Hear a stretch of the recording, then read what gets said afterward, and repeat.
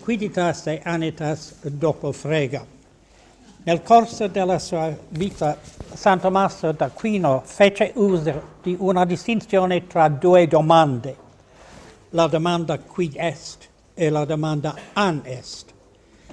La prima indica la natura di una cosa, la seconda si domanda se essa esista. Per illustrare come San Tommaso usi questa distinzione, possiamo... Si sente lì in alto? Si sente? Poco, si sente? Possiamo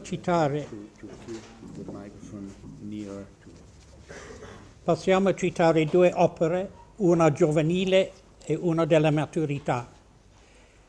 Nel De Ente et Essentia, Tommaso dice che possiamo sapere la risposta alla prima domanda senza sapere la risposta alla seconda. Omnis autem essentia vel quiditas, potest intelligi sine hoc quod aliquid intelligator de esse suo. Possum enim intelligere quid est homo vel phoenix, et tamen ignorare an esse habet in rerum natura. Verso la fine della sua vita, nella Summa Theologiae, egli cita una obiezione che così recita: De Deo scire possumus ansit, ut supradictum est, non autem possumus scire quid est. Nelle prime opere e in quelle della maturità abbiamo dunque lo stesso paio di domande. Tuttavia, man mano che il suo pensiero va sviluppandosi, Tommaso distingue fra differenti tipi di risposte a ciascuna delle due domande. Nel De Veritate, ad esempio, veniamo introdotti alla duplice forma della domanda quid est. Un obiettore argomenta così: non potest scire de aliquo ipsum esse, nisi quid ipsum sit cognoscatur. Sed de Deo in presenti statu non possumus cognoscere quid est. E la risposta suona come segue: ad hoc quod cognoscatur aliquid esse, non apportet quod sciatur de eo quid sit per definitionem, sed quid significetur per nomen. Questa distinzione fra l'essenza di una cosa e il significato di una parola viene mantenuta anche nella Summa Theologiae. Ad probandum aliquid esse necesse est accipere pro medio quid significet nomen, non autem quod quid est, quia quaestio quid est sequitur ad questionem an est. Vi sono così due modi di rispondere alla domanda quid est x. Il primo consiste nello spiegare il significato della parola x. Il secondo consiste invece nell'ostendere l'essenza o la natura di x, un compito molto più fondamentale. Ciascuna delle due risposte può essere chiamata la quiddità di x, poiché questa è la quiddità. La quiddità è la risposta alla domanda quid est. Proprio come Tommaso arrivò a distinguere differenti risposte alla domanda quid, allo stesso modo distinse l'est, che è una risposta alla domanda an est, dagli altri sensi di esse. All'inizio del De Ente ci viene detto: ens per se supplicita dicitur, uno modo quod dividitur per decem genera, alio modo quod significat propositionem veritatem. Una risposta positiva alla domanda an est prende sempre la forma est, ma questa parola non possiede, la parola est, non possiede sempre lo stesso significato. Nel nono quadlibet, Tommaso contrappone all'esse che appartiene agli oggetti nelle 10 categorie di Aristotele un senso di esse nel quale esso è copula verbalis, significans compositionem cuius libet enunciationis, quam anima facit. Un passaggio ben noto in cui egli utilizza questo senso va così: esse duplicita dicitur, uno modo significat actum essendi, alio modo significat compositionem propositionis, quam anima ad invenit coniungens predicatum subjacto. Primo igitur modo accibiendo esse, non possum uscire esse Dei, sicut nec eus essentiam, sed solum secundo modo. Scimus enim quod hic propositio quam formamus de Deo, cum dicimus Deus est, vera est. Vi è qualcosa di molto strano nell'affermazione secondo cui il esse che risponde alla domanda ansit è la copula che indica la composizione dell'intelletto espressa nei giudizi affermativi o negativi. Sembrerebbe infatti che né l'est nella proposizione Deus est, né esiste nella proposizione Dio esiste, siano copule, poiché una copula è ciò che collega un soggetto a un predicato, e se est fosse una copula, in quelle frasi non vi sarebbe alcun predicato da collegare al soggetto. Di fatto, l'Aquinate tratta regolarmente la proposizione Deus est come un fraso di forma soggetto-predicate, con Dius come soggetto ed est come predicato. Per esempio, ci viene detto nella Summa contra Gentiles: cum dicitur Deus est, predicatum vel est idem subjecto, vel stautum in definitione subjecti includitur. Ora, se est qui è un predicato, allora nella frase non c'è nessuna copula da legarlo al soggetto.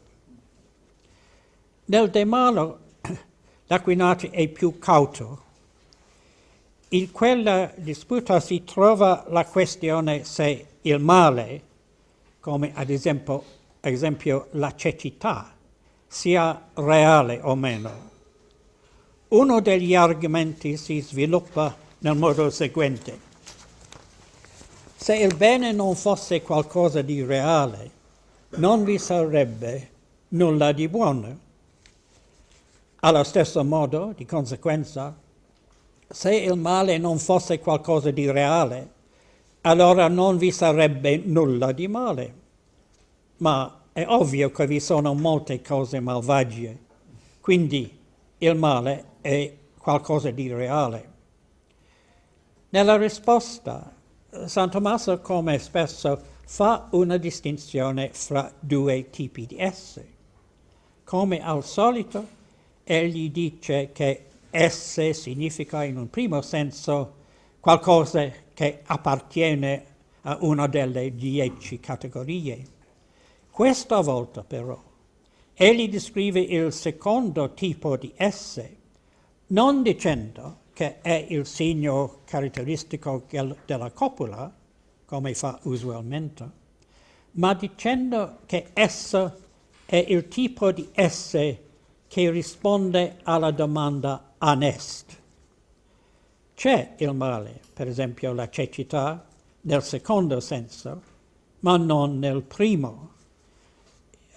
È solo ciò che ha esse nel primo senso, esse che corrisponde alla domanda quid, è qualcosa di reale.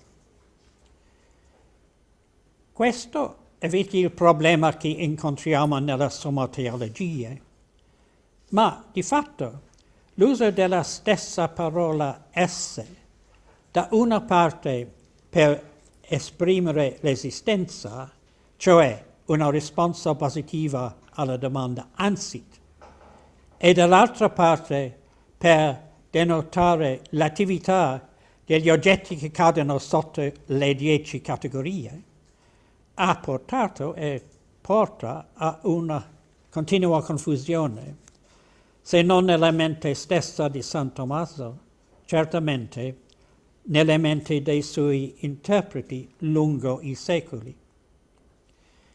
È un peccato forse che l'Aquinati non abbia usato un'altra parola per rispondere alla domanda an est. Di fatto, nel latino del suo tempo esisteva una tale parola, come è stato dimostrato dal professore Dalverni nel 1959 nel suo contributo alla Festschrift Gilson. La parola è anitas. L'anitas è ciò che risponde alla domanda an, così come la quiditas è ciò che risponde alla domanda quid. Nel De Veritate Tommaso scrisse: in Deo esse sum includitur in eus quiditatis ratione, quia in Deo idem est quid esse et esse, ut dicit Boetius et Dionysius, et idem est an est et quid est, ut dicit Avicenna. E certamente nelle traduzioni latine di Avicenna che si trova la parola annitas. Fu Avicenna a sostenere che in Dio annitas e quiditas erano identiche. Questa affermazione è di fatto assurda. La risposta a una domanda quid è una definizione, mentre la risposta a una domanda an è semplicemente sì o no, est o non est. Quando la risposta alla questione an est è positiva, allora una cosa possiede annitas. Se Tommaso avesse usato questa parola invece di esse, si sarebbe salvato dalla confusione tra esistenza ed essere, che qualche volta contamina i suoi scritti, come ho già mostrato nel mio libro L'essere secondo Tommaso d'Aquino. Consideriamo la veneranda domanda se l'essenza di Dio sia il suo esse. Se ci chiediamo se l'essenza di Dio sia la sua esistenza, sua anitas, la risposta è ovviamente no. Una risposta positiva ci porterebbe all'assurda tesi di Avicenna, l'assurdità esposta dallo scherzo di Geach che era sullo schermo ieri. Ma se la domanda se l'essenza di Dio sia il suo esse, se la domanda è se l'essenza di Dio sia identica al suo actus essende, la questione richiede ulteriore riflessione. Prima di proseguire questo argomento, vorrei paragonare l'uso che Tommaso fa di anitas con l'uso che nel Ottocento Gottlob Frege fa dell'esistenza. Nei suoi fondamenti dell'aritmetica, Frege pone un'analogia tra esistenza e numero. L'affermazione di esistenza, dice, non è nient'altro che la negazione del numero 0.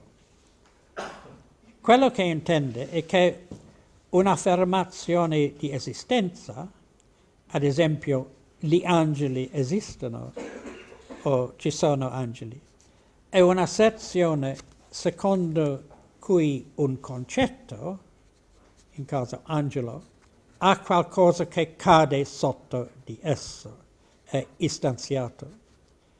E dire che un concetto ha qualcosa che cade sotto di esse e dire che il numero appartenente a quel concetto non è zero.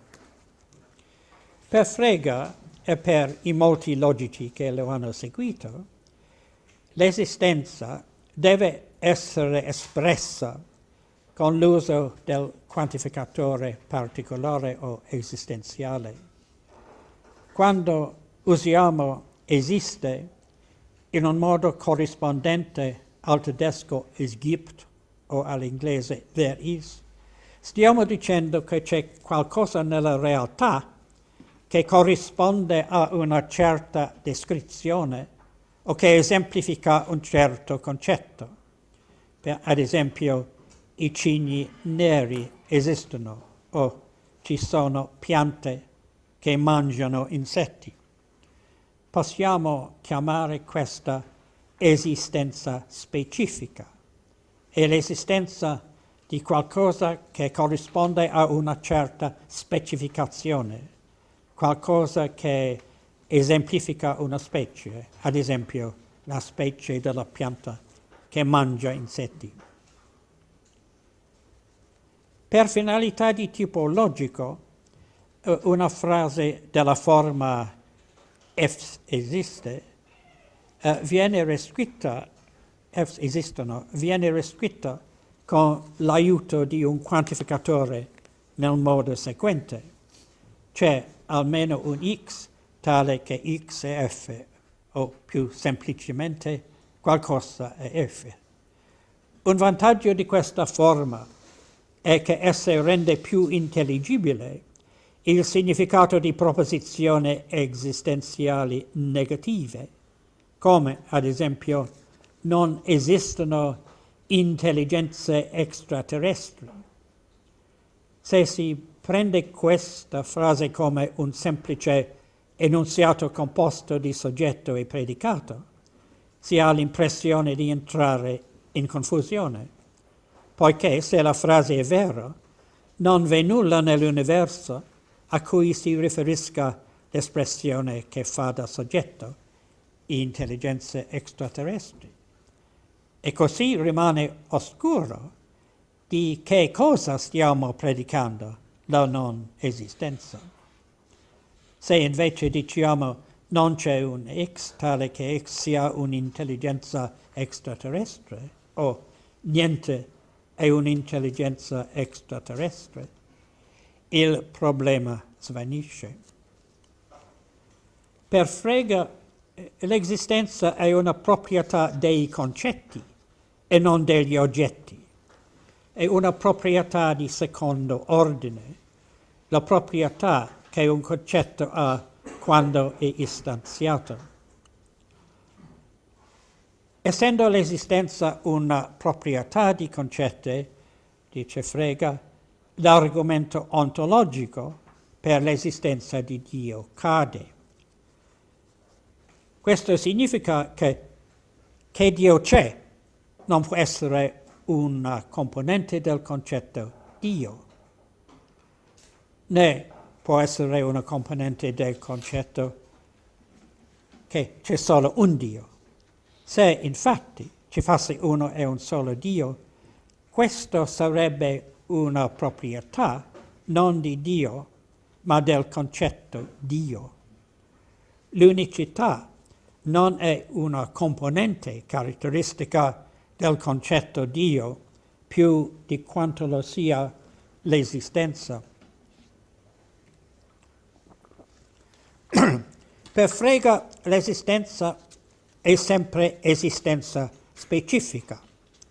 Per lui non ha alcun senso dire che un determinato individuo esiste. L'espressione c'è un appartiene ai concetti. Non è una espressione che può essere ragionevolmente legata agli oggetti. L'espressione Giulio Cesare esiste, sostiene Frege, non è né vera né falsa, ma insensata. Dio esiste, al contrario, non è insensato, perché Dio è una parola concetto, non un nome proprio. E Dio esiste è una frase perfettamente ben formata. L'esistenza per Frege, allora, corrisponde precisamente al concetto medievale di anitas. Tuttavia non c'è soltanto un unico modo in cui possiamo usare il verbo essere in congiunzione al nome Giulio Cesare.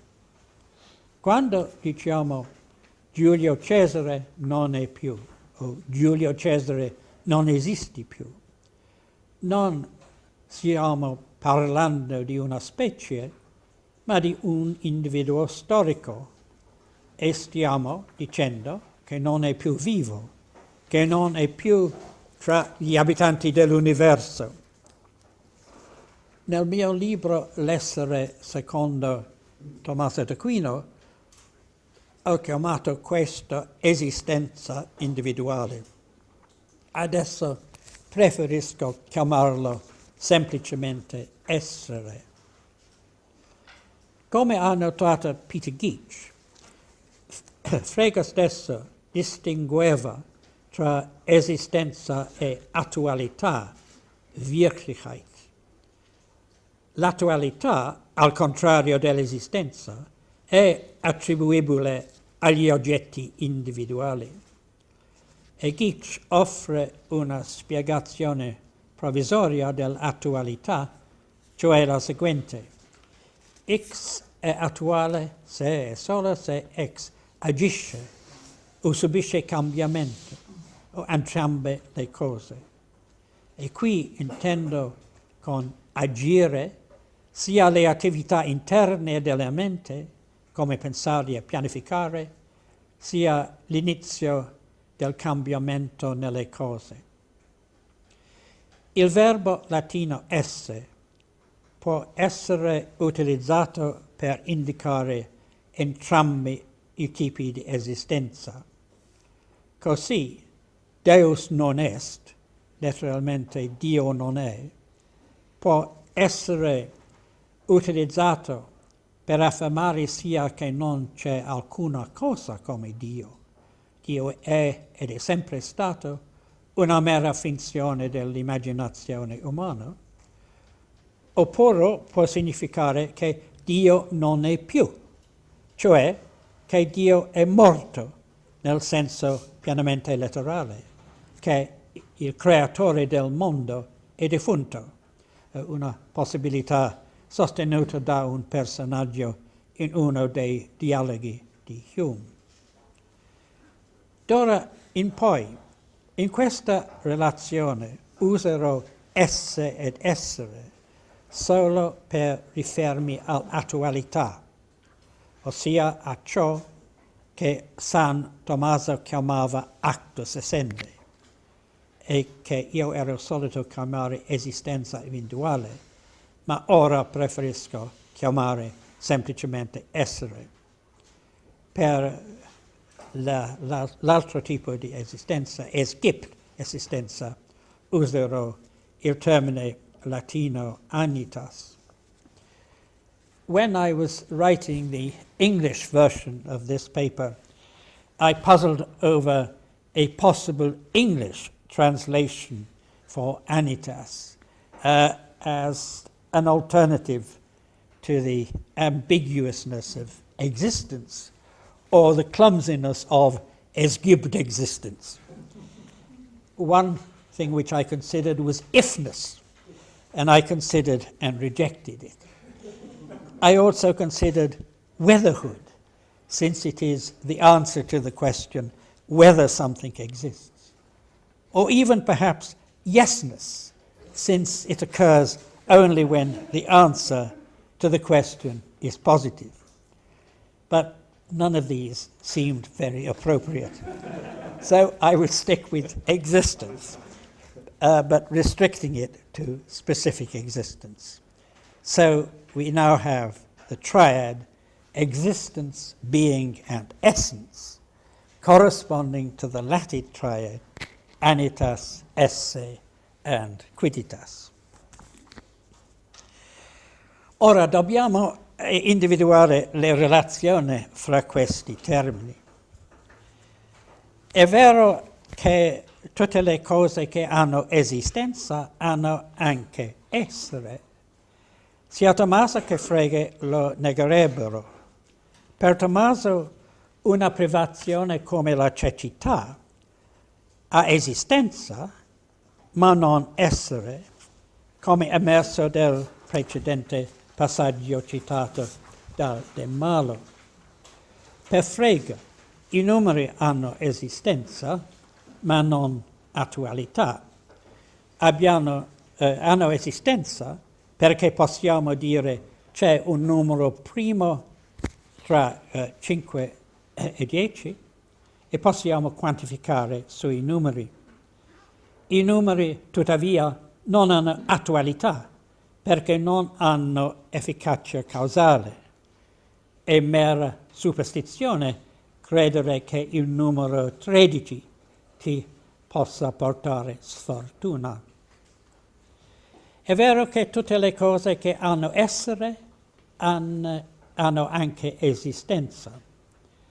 Frege, lo abbiamo visto, lo negherebbe.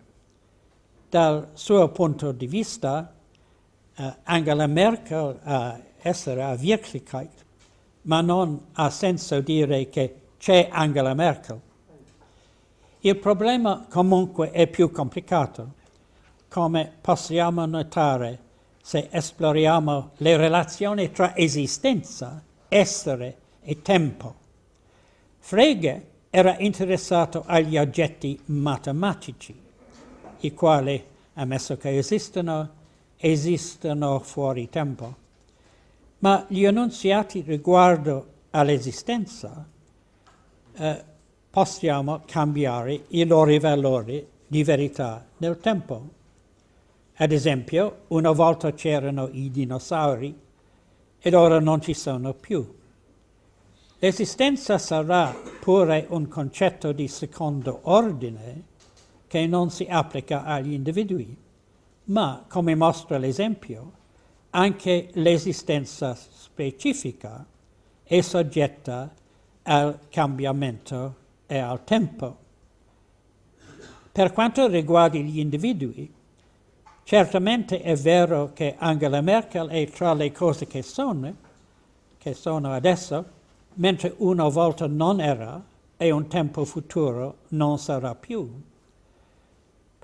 Possiamo salvaguardare ciò che vi era di corretto nell'analisi di Frege, senza cadere nell'assurdo, se insistiamo che il verbo essere nella frase precedente si riferisce all'essere e non all'esistenza.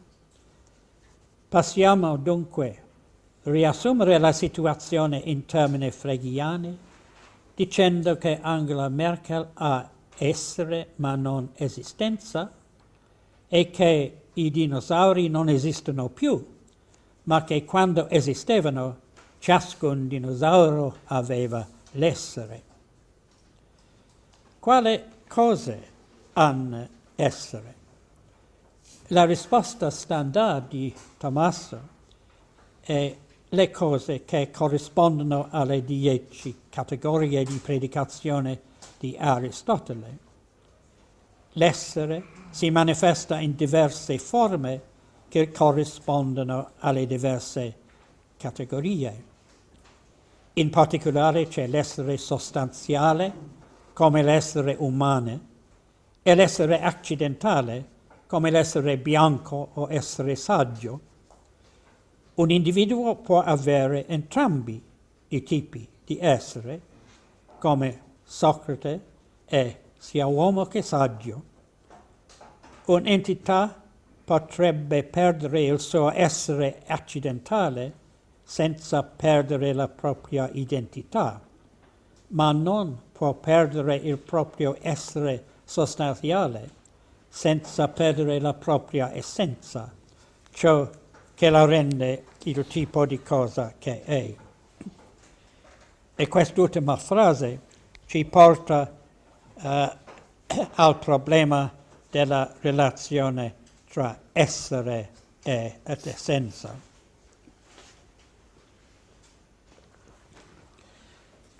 Per prima cosa è opportuno ricordare, come abbiamo detto, che Tommaso distingue tra la quiddità che è quid significat nomen e la quiddità che è l'essenza di una cosa. Ci sono molte parole e descrizioni a cui non corrisponde nulla nella realtà. Fenice e Flagisto ne sono esempi. E questi avranno una quiddità nel primo senso di significatio nominis, ma non nel secondo, l'essenza. In tali casi non abbiamo né essere né essenza.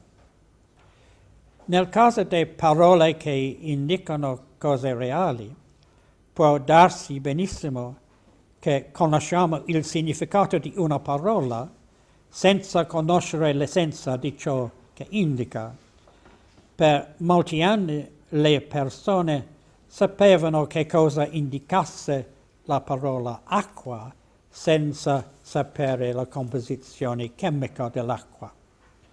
Qualsiasi cosa che ha essere ha sempre un'essenza, indipendentemente dal fatto che conosciamo o meno quale sia la sua essenza. Tommaso ha detto molto ragionevolmente che ci sono note le essenze di pochissime cose. Grazie al progresso della scienza possiamo conoscere ora più essenze di quelle che lui conosceva, ma molte ci restano anche sconosciute.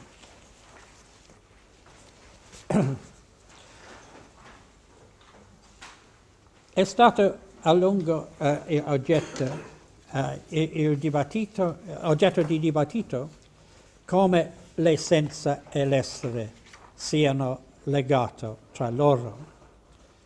È stato affermato che nelle creature i due elementi sono realmente distinti, mentre in Dio i due sono identici.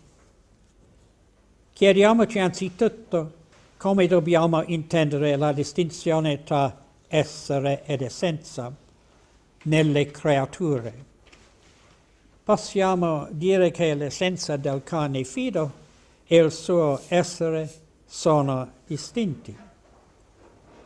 Se una distinzione reale tra A e B significa che possiamo avere l'una senza l'altra, allora sembra che la risposta deve essere negativa. Per un cane, essere è semplicemente continuare a essere un cane. E per un essere umano, continuare ad essere è continuare a possedere la propria natura umana o essenza. Pietro, che continua nell'essere, è la stessa identica cosa di Pietro che continua a possedere la propria essenza. Se smette di essere, egli smette di essere un essere umano e viceversa. Non di meno, è possibile dare un senso alla distinzione fra essere e essenza nelle creature. Ci sarà d'aiuto ricordare il detto aristotelico: l'essere delle sostanze viventi è la loro vita. Vita viventibus est esse. Un animale, ad esempio, ha essere finché è vivo e quando muore essa cessa ad essere. Ogni specie animale vive un tipo di vita differente. La storia di vita di un calamaro è molto diversa dalla storia di vita di un elefante. Nonostante le differenze fra di esse, non è un mero gioco di parole chiamarle entrambe con lo stesso nome. Vita è un termine analogo. In ogni animale è la sua essenza, cioè la specie alla quale appartiene, che determina il tipo di vita che esso conduce.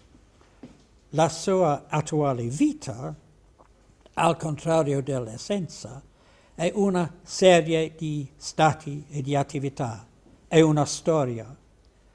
Generalizzando fino ad includere creatori non viventi, possiamo dire che l'essere consiste in una serie di stati ed eventi, mentre l'essenza determina la natura particolare della serie.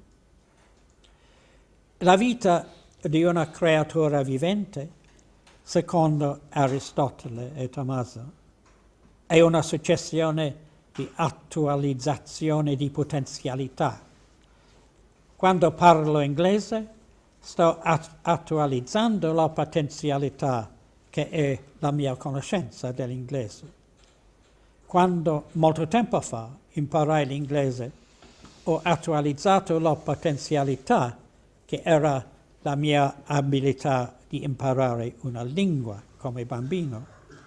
Questa abilità, a sua volta, fu gradualmente attualizzata a partire dall'iniziale insieme di capacità che mi appartengono dal primo momento della mia vita di essere umano. È quel insieme di capacità che costituisce la mia essenza. La mia essenza, dunque, è legata alla mia vita come la potenzialità è legata all'attualità. Passando ora dalle creature a Dio, possiamo vedere perché San Tommaso dice che in Dio non c'è distinzione tra essenza ed essere.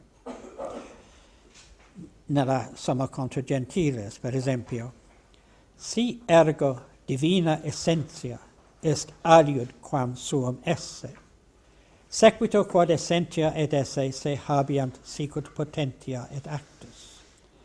Astensum est autem in Deo nicel esse de potentia, sed ipsum esse purum actum. Non igitur Dei essentia est aliud quam suum esse.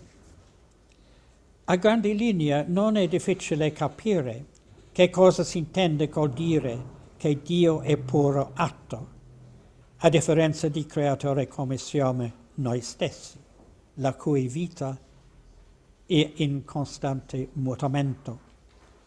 Io non sono più quel che ero una volta.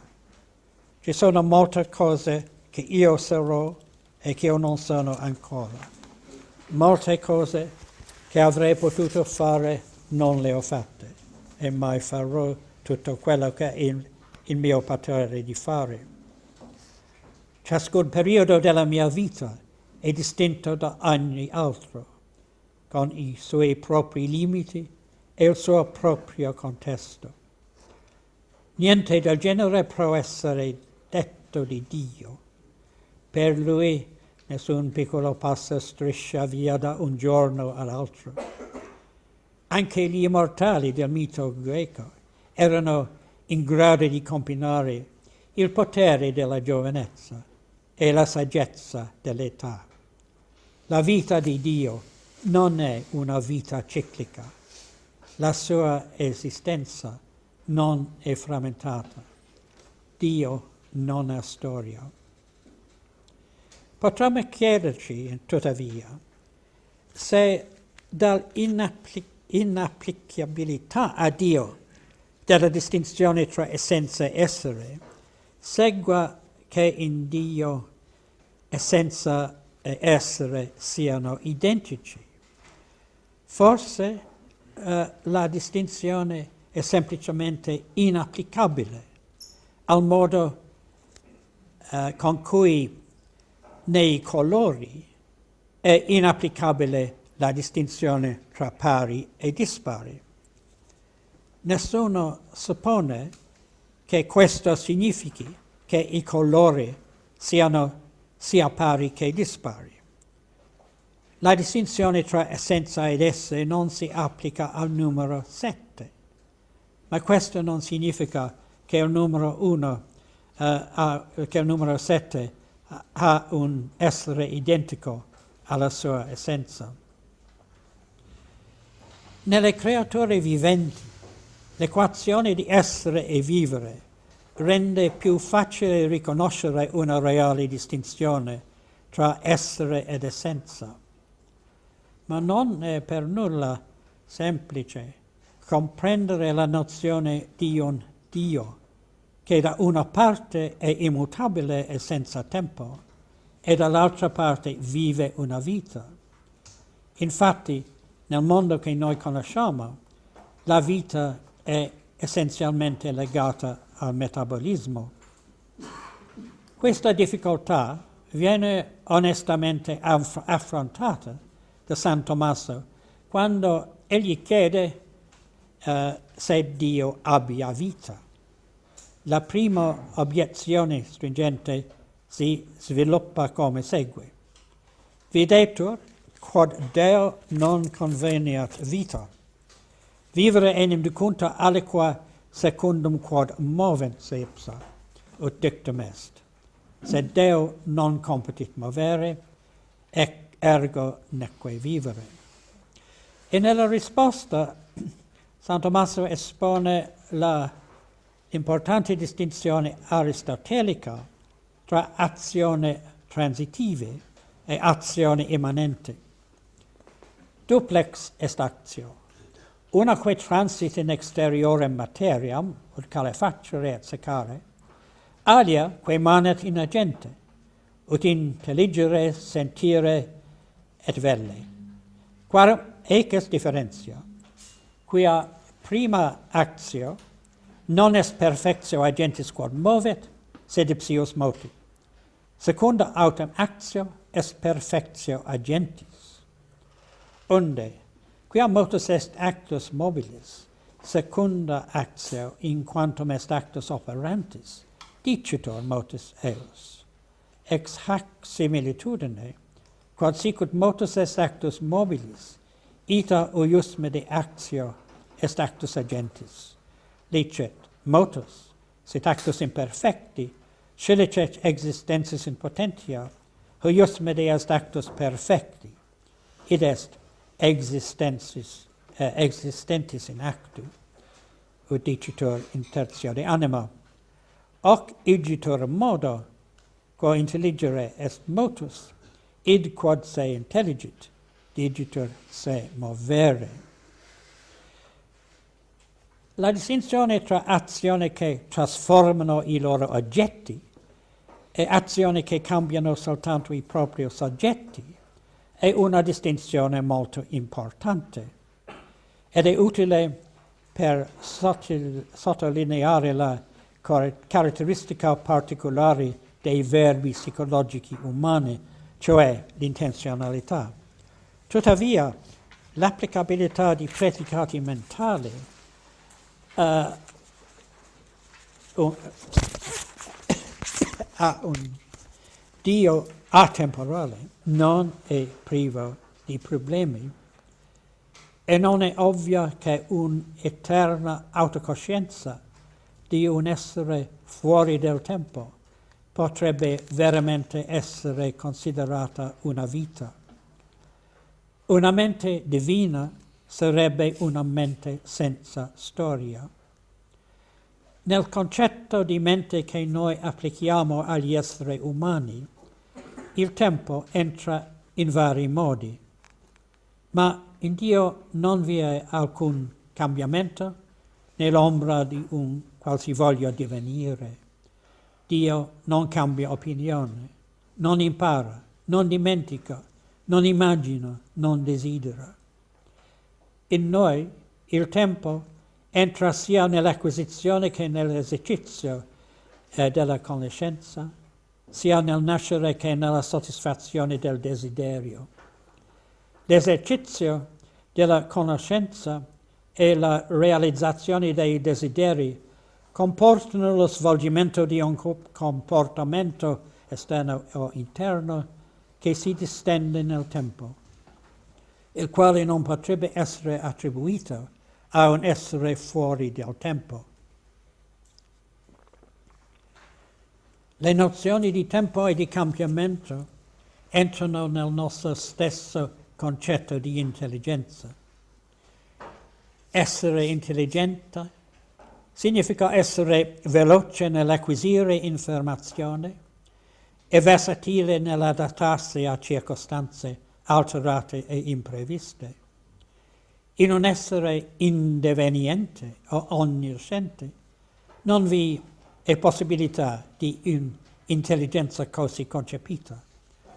Per Dio nessuna nuova informazione viene mai acquisita, né alcuna circostanza risulta mai imprevista. La comprensione filosofica non è legata al tempo e al cambiamento come lo sono intimamente l'acquisizione e l'utilizzo di informazione. Non c'è dubbio che è per questo che nella tradizione che va indietro fino ad Aristotele essa sia stata considerata un paradigma del pensiero divino.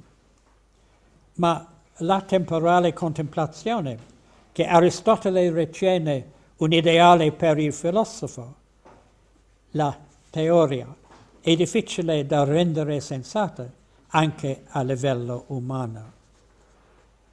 La riflessione su ciò che è coinvolto nell'attribuzione di predicati mentali a esseri umani e ad altre creature finite a loro somiglianti ci suggerisce la difficoltà enorme di applicare tali predicati in qualsiasi senso letterale a un essere che è infinito e immutabile e il cui raggio d'azione è l'intero universo. Ma questo sarebbe il tema di un'altra relazione.